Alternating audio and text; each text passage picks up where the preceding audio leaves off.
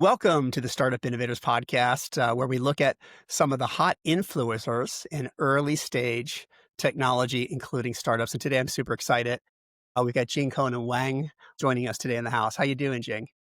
Good, good. And thank you very much for having me in the show. Well, this is so exciting, Jing, because where we initially met, you were actually the MC hosting a bunch of entrepreneurs at a conference, or we could call it a workshop, but it must have had 150 people. And it reminded me, and we're going to talk about this. This was part of your Founder CoHo community, which is an amazing story. And we're going to feature that today. But it reminded me of some of the earlier days when tech was really booming in the San Francisco area. And every night of the week, there was an event that you could attend, whether it was for developers, startup folks, anywhere in the ecosystem. And I kind of feel like that energy is back. I've met some cool people like Miriam Becker. It was great to see you who established this community. And I'm just excited to have you. So welcome. Likewise. Yeah, yeah. Thanks. It's great honor to be here. And it's also great honor to be on the other side of the mic. Well, well, thank you so much. I'm going to do a quick intro and then I want to ask a couple background questions. So Jing is kind of, for a young guy, he's kind of done three critical things that I don't always see in startup entrepreneurs. One came out of deep science. We'll talk a little bit about that at Google. So he's done that as research work, PhD in engineering, spent some academic time within the big tech companies that we all know are literally pioneers in AI today. He's also now a startup entrepreneur with his own company, which is pretty cool. We're going to talk about that. And then what's really powerful, and one of the main reasons I wanted to share his story with our community for this podcast, is he's built an amazing community that's close to 70,000 people called the Founder CoHo Network. Done this very quickly. And for anyone that has an interest in starting a company as an entrepreneur, where you want to make real visceral connections, I mean, connections online, getting information and actually meeting people in person like the old days, the Founder Co Network is the place to be. And we're going to chat about that for a little bit. So it's great to have you here. Before I jump into the Founder Co Network, I would like to get a little perspective on your background and why you decided to come to the United States and why you've decided to do what you've done. Because it was really interesting when I attended the Founder CoHo meet and it was packed. I mean, standing room only. I think you ran out of pizza pretty quickly. It was so packed. The energy and excitement was there. And the four founders of the various companies who were represented at the panel, I think, and then including yourself, I would say 80% of them came from other countries as young entrepreneurs. And I love that story because I think we need more of that because we want the best and the brightest people to come here, start companies, create the next unicorns. And I think that's good for America. I think it's good for technology. So I'd love to get like a 2-minute background on, what inspired you to come here in the first place. Yeah, absolutely. Yeah. Like I mentioned, there's a lot of immigrant founders in the founder cohort community. They all have fantastic stories. And the fact that it's because I have so many amazing stories from that inspired me to create this community, both me to connect in person, and I also started to do the founder interviews and show it in the YouTube. And that's just a little bit about my story as well. And I grew up on the other side of the planet, China, and spent my first 20 years over there. And as a teenager, I think a lot of teenagers will think about why, what's the purpose of your life on this and what it can do. And I always want to leave a mark on the world and I want to do something that is great. And now I was looking at it was 2017, 2007, 2008. I was looking at what I can do for the future. And I was really inspired by some entrepreneurs who came to United States to study and then went back to China and actually created the whole China internet back in 1990s. And there's quite a few of them, and I was inspired. And so first, that got me very interested about this country, the United States. Back then, my English was very, very poor, so it gave me motivation of learning English as well. And the second thing that I learned from it is because in this late 1990s, there was a US that has a dot-com bubble boom. And so there's a lot of Chinese engineers in the United States learn about that. They decided to build the Chinese version of internet. Now they have a lot of Chinese internet complaints over there. But when I was doing my soul search in 2007, 2008, it feels like there was already very strong incompetence. So I don't know I could build another big like what China they call it BAT or it's Google Meta. I don't know that was possible. So I naturally started thinking what is next. And back then I did actually search for a long time. And I realized that internet, the whole purpose of internet was to generating information and to make it super easy to communicate so that information path is very quickly can be communicated with other people. And then that will cause an information overflow problem eventually. Then we need to have a very powerful techniques or machines to be able to handle and process the information. And then that actually got my attention to artificial intelligence. And then my undergrad major was actually not artificial intelligence, but when I applied graduate school in the United States, I applied a specific field called reinforcement learning. And I came 2010 to study my PhD in Boston University with focus of reinforcement learning.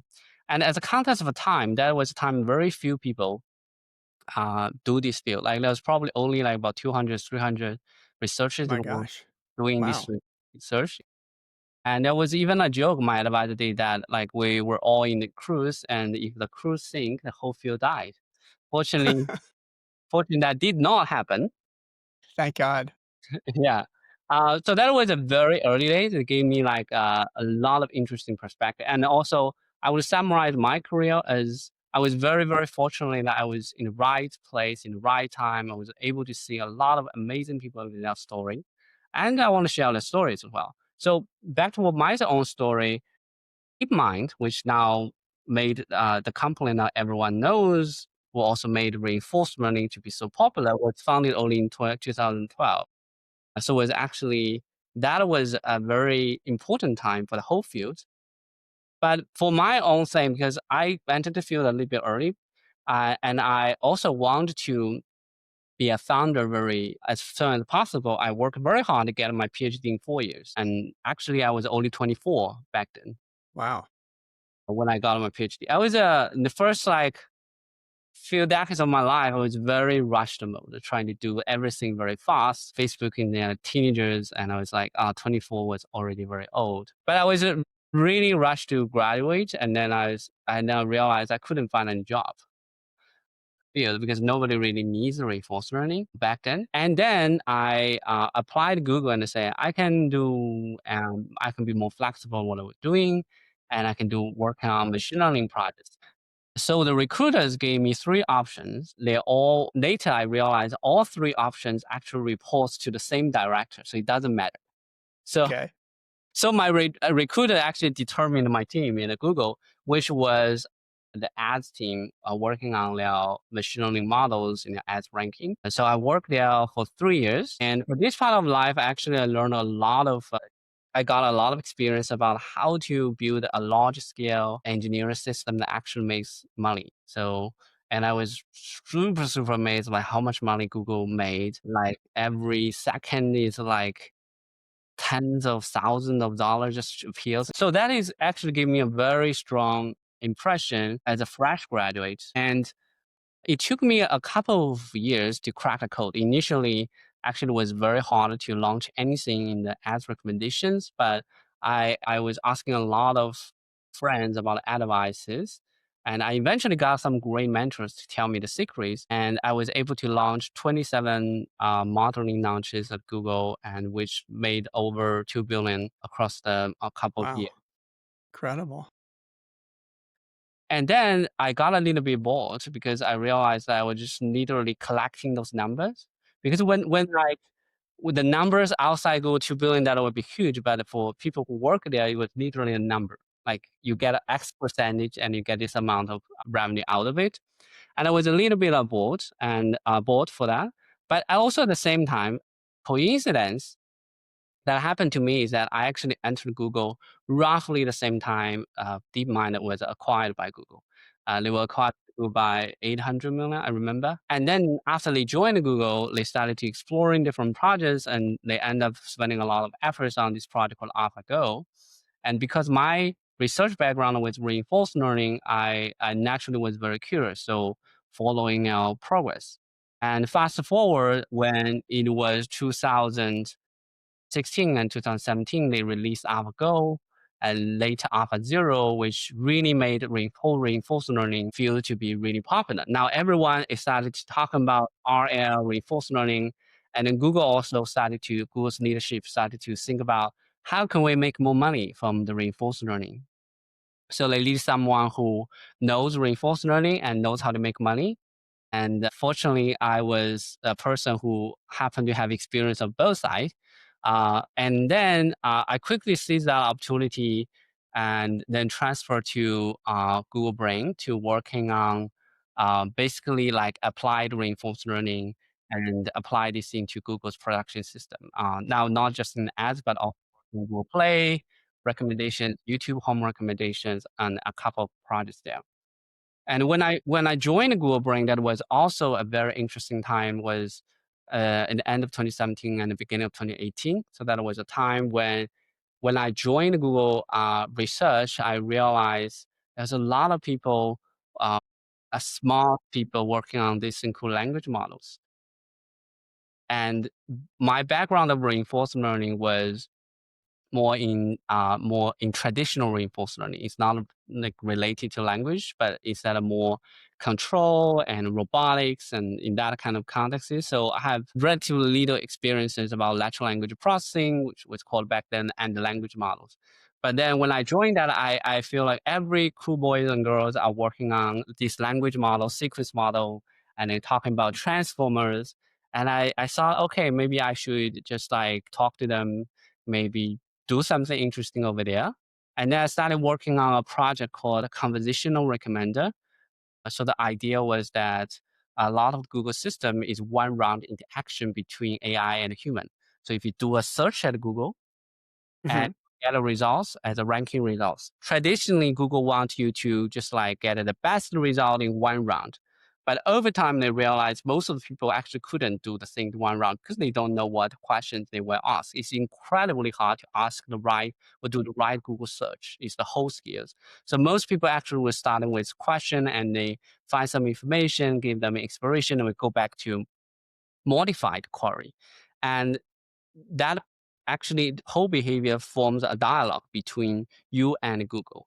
And Mhm. this dialogue is what we call a goal-driven dialogue, which is like you're having conversation with the AI, Mhm. have a chat with the AI to do certain things. And one important thing is we realize that if you have a goal-driven dialogue, it's very, very important to use reinforcement learning to align the human and AI in this context so that they actually can collaborate to achieve certain goals. So that's what I work in Google Brain. Wow.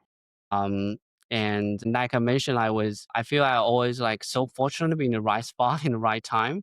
And so that was actually in the Google Brain because of our work on this project. I get exposures of very early versions of the bird models, which is very milestones of the language models, which set up this pre-training paradigm that everyone is using now. That was the Yeah. first ever pre-training models in the world, and actually it's come from some needs that we came up as we were working.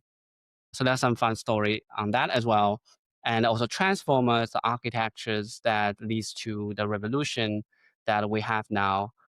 So that like 2 3 years in Google Brain was a mind blowing 2 3 years for me, and there was like so many incredible inventions over there. Yeah. And we even see demos that are similar to GPT-4, which is only available later, like 5 years later. So that was an incredible experience for me, and actually shifted my whole career into the large language models. Since then, Yeah. uh, Perfect timing. perfect Perfect timing. Perfect Yeah. timing. So by the end of 2019, my entrepreneurial dream started to show up again because like Google Brain was actually a really great place, but I saying I want to be a startup founder. I couldn't stay this house forever, so I left and went to a startup and became their first AI engineer and also head of AI over there. And when I joined, Go ahead. yeah, when I joined that, it was a pandemic just hit right after I joined. And during the pandemic, everyone's busy with like a lot of other things, a lot of more important things in the world. But then there was this model called GPT-3 was released in the middle of 2020. And most people in the world have not realized how important this is. And essentially, this is a very, very powerful pre-trained models with a huge amount of capability on it. But because Google OpenAI back then was also not very good at what we call post training, Mhm. what I did at Google was post training. Uh, Back then there was no such names. We're just doing that, and nobody realized that how powerful that thing is. But because of my experience, I knew that.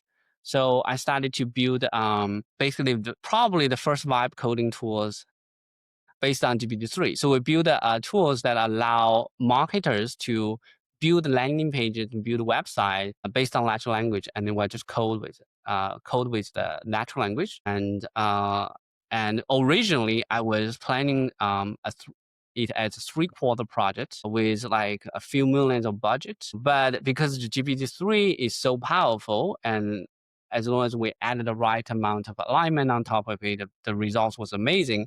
We actually finished in a month with only over the cost. And that actually made me realize that it's time to do something really interesting now as a startup.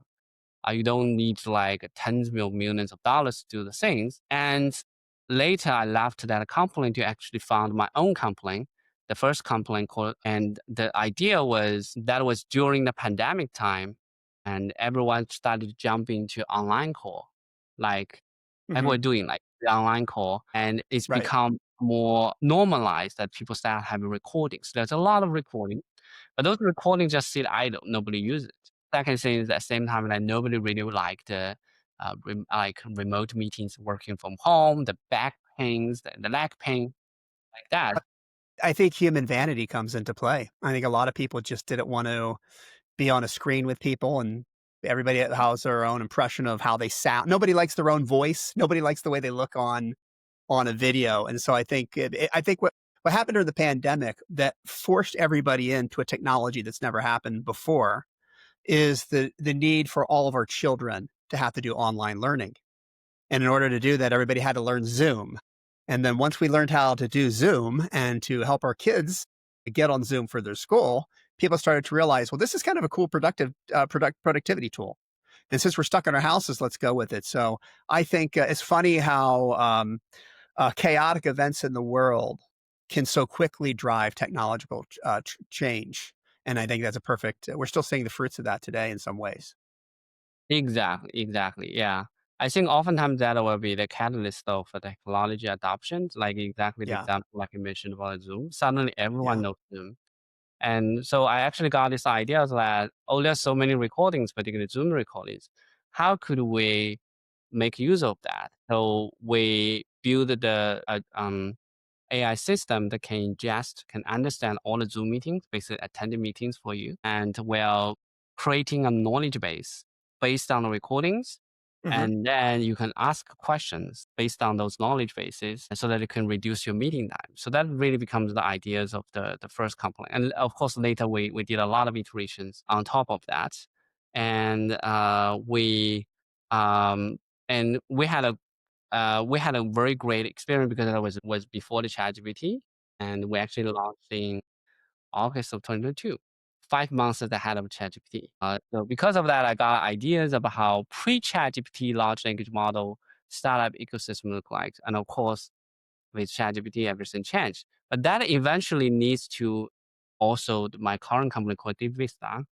Let's talk about DeepVista. Yeah, for sure. So we are an AI chief of staff for business owners. So at its core, it's still a company and like enterprise like database, knowledge Hmm. base. So we build AI agents that can understand all the emails or the documents for the business owners. Basically, we're targeting on business owners, and we are laser focused on helping them to solve one pain point they have, which is just too many messages they need to handle. And in fact, that's related to another thread of work I did, Founder CoHo. I got to know a lot of founders and business owners, and I realized like they're all incredibly busy. They're just like running things out one, things after things. In fact, a lot of the time I use for messaging people in fact, 30% of the work time for founders and business owners, I use for email, Slack, Discord, LinkedIn. That's it. And every day is 127 messages needs to be sent. That's a lot. And 65% of those messages actually require some research to do that. And for my own experience like that, we got up into the work and there's like boom, like hundreds of unread messages. And then as soon as I started reply, boom, it's the noon already. So the whole morning is gone. Yeah. So it's funny. I love the idea, the AI chief of staff, but I feel like all of us, if you're an executive at any level, I feel like we all need something like that, right? Because I wake every day and I have hundreds of emails, and there's all these different mediums in which we have to show up and respond to. And I feel the biggest detriment to productivity day is just the sheer amount of incoming information that we're just getting 24/7. How do we parse? How do we decide what's a priority? How do we respond to that in a timely way where we don't alienate people and we capitalize on opportunities? It's a struggle, and I can see everybody eventually having their own private AI assistant or AI chief of staff. I'm guessing this is for smaller businesses to start, or Yeah. is it for yeah Yeah, we're starting from small businesses and particularly focus on the business owners because it will be way much faster for them to adopt it. And there's a whole movement of solo entrepreneur and start their own company with the help of the AI agents. And I yeah think we basically ride on this wave and enable more people to start their own businesses and yeah bandwidth for. yeah. So what is the so a couple of things on the company real quickly like. Are you guys funded? How large is the company? All those type of issues. Are you in the market actively or just doing a beta work with people, pilots? Are you actively live? What's kind of a quick summary of where the company is today? Yeah. We actually just raised our pre-seed round Okay. with actually a lot of longtime friends. Hmm. For example, like we actually got investment from the first employee of the Zoom and chief scientist of the Zoom, and also some lead from the Google City offices. So we feel this is That's great. yes, um, and also we have already 250 people in the waiting list, basically mostly CEOs of different companies waiting for the Okay. product. In the stage of really iterating the MVP, rolling that out and doing the beta testing. Okay. That's terrific. So you feel like you guys have a tight ICP already that you're going to be targeting? I wouldn't see that we have super tight ICP at this point, Hmm. but our really ideal customer at this point is someone who are very business owners. They want to do something and very entrepreneurial people, and they are very focused on improved productivities and also embracing AI. So that's our ideal customers. Fantastic. So how Yeah. many employees do you have? I know you have a chief of staff.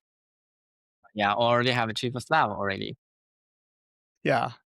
Is it just a handful of people? Because you're kind of still in bootstrap startup mode, Yeah. where I expect you to be. Couple handful of people right now? Yeah. A couple hundred people. Yeah. Okay. And then will you once you get to market, you'll look to do kind of more of a larger seed round at some point, maybe in a year or 2, once you Exactly. validate the product and have clients and everything like that. Yeah. As an entrepreneur who has left a big company with extraordinary unlimited amounts of resources, now you're doing your own thing and everything is a limited resource.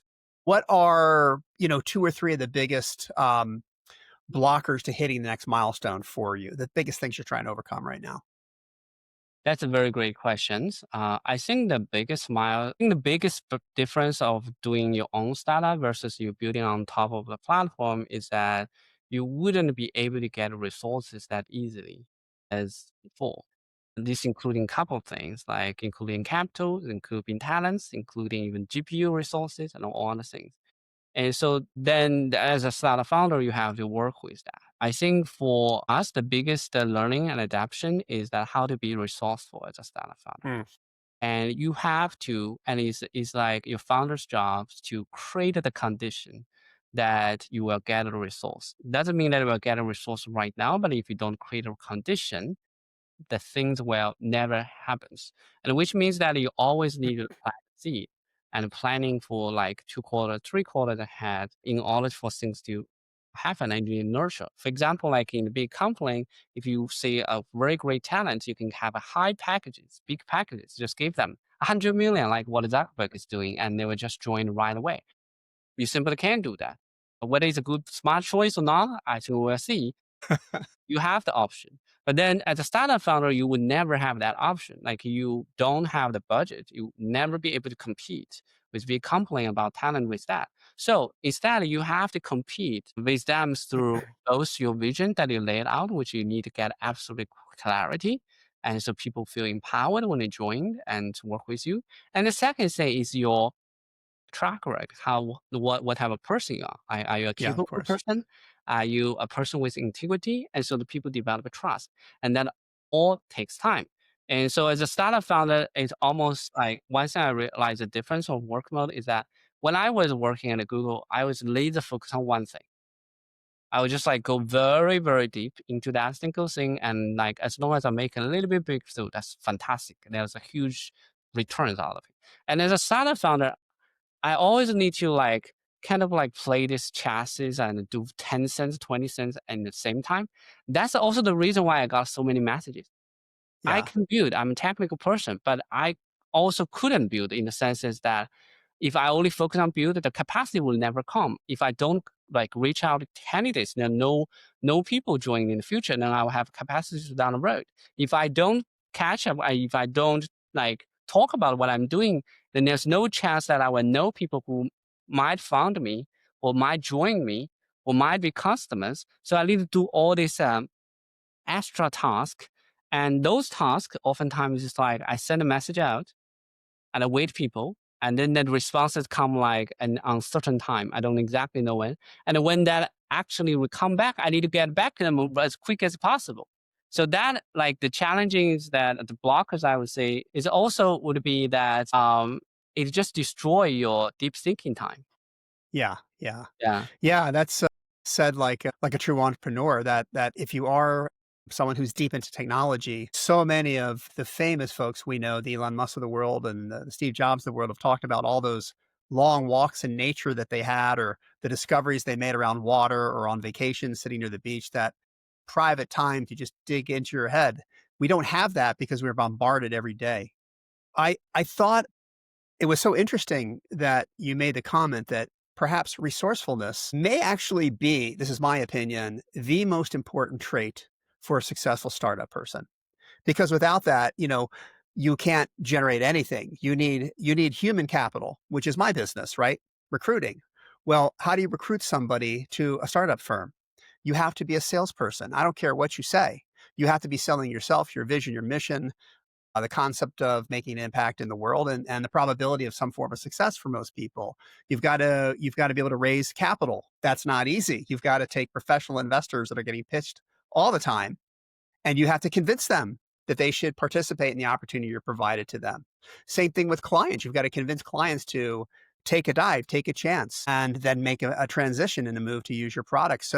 And so many technical founders will tell you that they are not they don't think they're super outgoing people. They are very focused on product and things of that nature, but they're not salesmen. They're not marketing. They're not out there in the public doing PR work. And to be successful, you have to do that. It's funny. I had asked Tim Draper, was a guest of mine on a different podcast, and one of the things he had mentioned that I took note of was that he felt that the single most important characteristic when they look at whether they think someone's going to be successful or not is their ability to bring in talent. And I would say that in an early stage company, that almost falls solely on the founder slash CEO of the company. So if you don't have those abilities and that resourcefulness, but to go out there and sell people, like you said, you're not really in an environment where everything else can come together. So I think that's super exciting. In that vein, I'd love to jump real quickly to Founder CoHo, because I think that really dovetails into our conversation, which is you have this community now that is close to 70,000 people. There's interviews with all these companies on YouTube. You've got the large newsletter. And then you've got the Founder Coho events, which is where you and I initially met, where you have startup folks, startup founders, would be entrepreneurs showing up in a beautiful facility like a Silicon Valley law firm, 100, 150, 200 people to listen to another panel of other startup CEOs who are sharing with them in an honest and a super vulnerable way what worked for them, what's not working for them, how they got over kind of the emotional kind of incoming that happens that you have to be able to deal with when you do not have resources. And losing of resources is incredible. I think anyone who can build a community like that from scratch in a couple of years, and I just don't mean an online community, but a community where people can physically go, hundreds of people at a time every single week, and meet with you and talk with you and actually meet people in the ecosystem, shake their hand, get their LinkedIn profile, their number, and communicate. I think that's amazing. And I'd love to find out why you started that and kind of where the organization is today, because anybody that is in early stage tech, at minimum, should have your newsletter and attend a couple events, particularly if you're out here in the San Francisco Bay Area. Yeah, yeah, exactly. And actually, that's a great topic because it's also tied with the topic of resourcefulness. And I was also in my own journey of how to be a good founder. So I studied more technical background. So I was basically doing the science thing. And by the time of 2022, I now joined the startup world and become a founder. And I immediately realized there's such a steep learning curve for me that the thing I know I used to be very good at, which is training models, I can no longer do because I don't have a GPU. I don't have tens of thousands of GPU at my disposal. So I couldn't do a lot of that thing. But at the same time, there's tons of other things I need to do, including hiring, setting the vision, accomplishing fundraising, getting the customers, all other things. And I know nothing of that.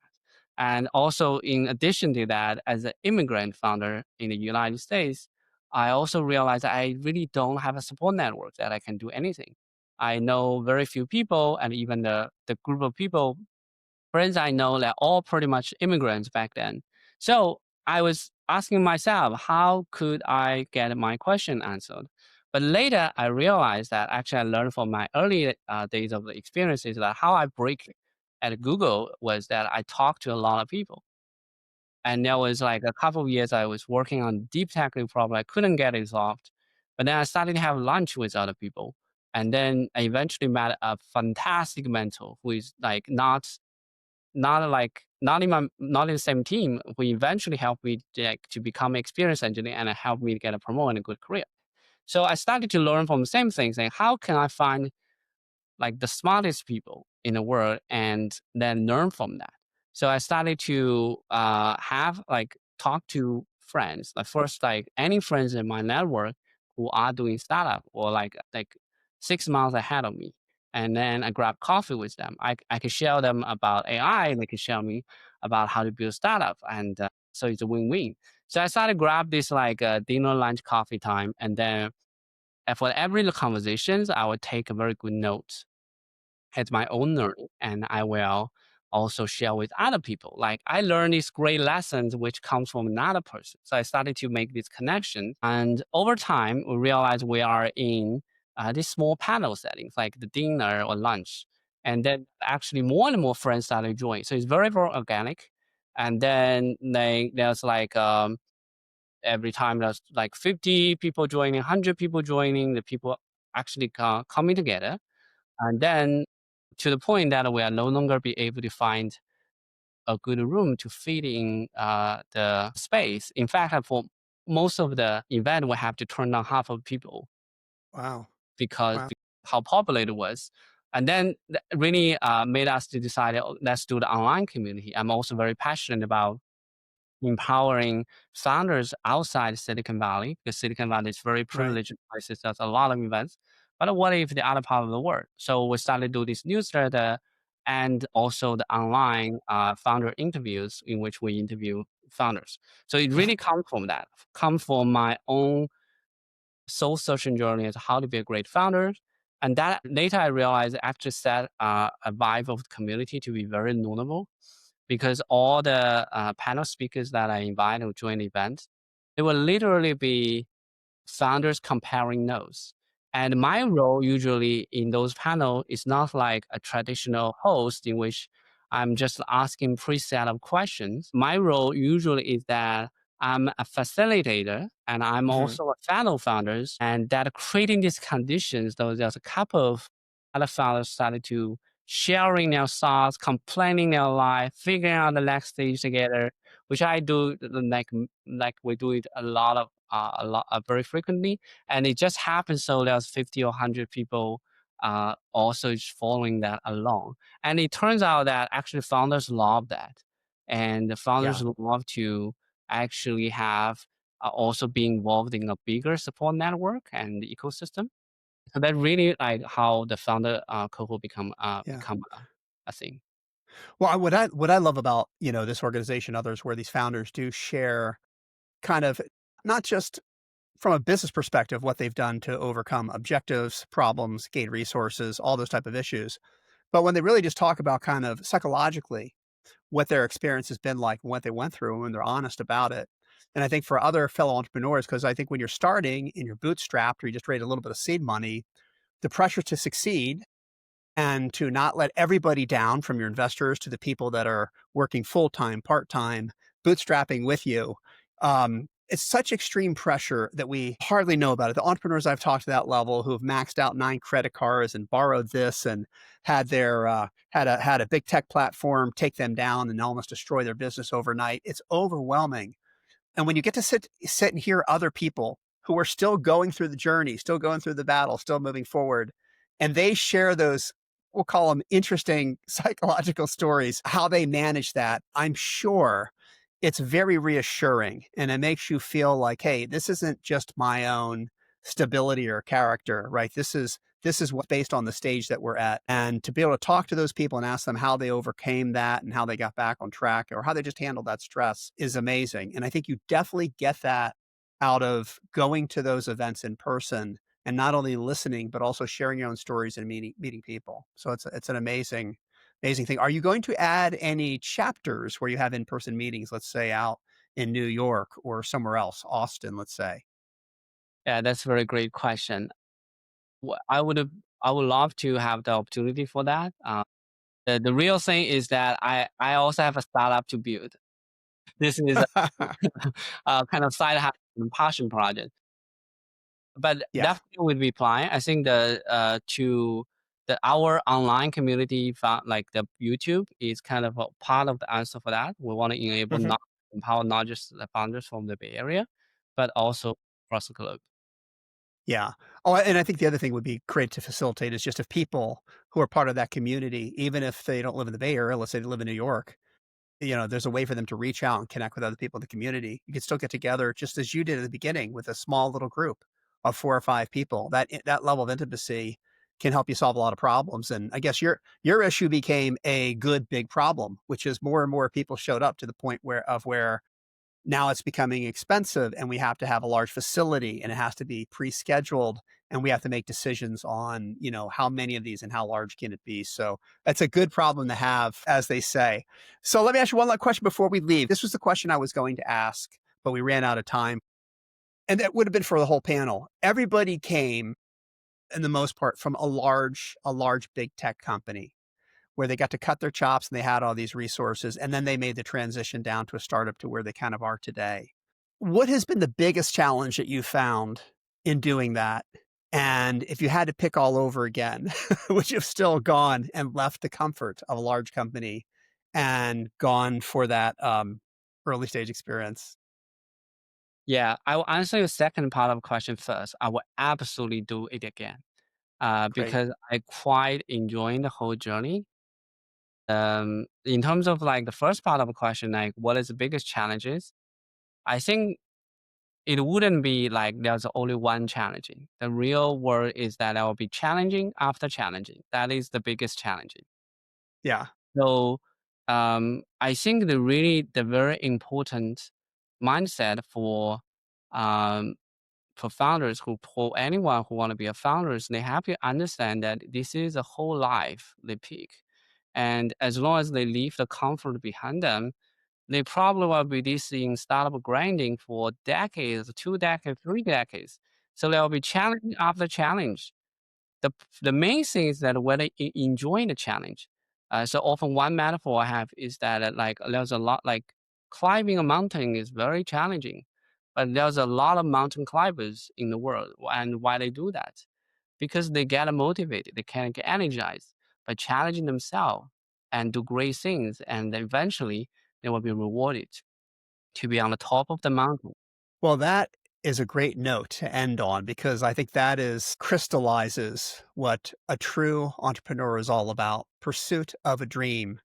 Whether you attain it or not, we want to be successful, but having the ability to at least pursue that dream to try to make it happen, I think that's what this country is all about. And it's so exciting. I will say to end that every entrepreneur I've met who has their origins in another country came over here. When I met them when they're, starting out, they were the nicest, most gracious, respectful people I've ever met. I think that just the fact that they're taking such a big risk, they have such a big dream, and they come into an environment where people are willing to help them if they just ask for help. It's just a beautiful thing, and that's one of the things that I do love about the San Francisco Bay Area for all its issues when it comes to technology and the entrepreneurial environment. If you don't live here, join these communities. Become part of the Founder CoHo Network so you can see what's happening here and you can watch it on video. And then when you make your trips out to the Bay Area, which you will, because everybody has to come here, it's the Hollywood of technology. Now you'll have a group of people on the ground floor that you can call and actually have coffee with. So it's really been an honor to have you on the show, Jing. Thank you, thank you. Likewise, it's really honored to be in this show. And likewise, also, and the show like today, and like people like you, also is the reason why Silicon Valley becomes Silicon Valley. And it just Well, title thank you what it's so much. about. It's such an amazing place because of people here. They're so welcoming, helpful. It's fantastic.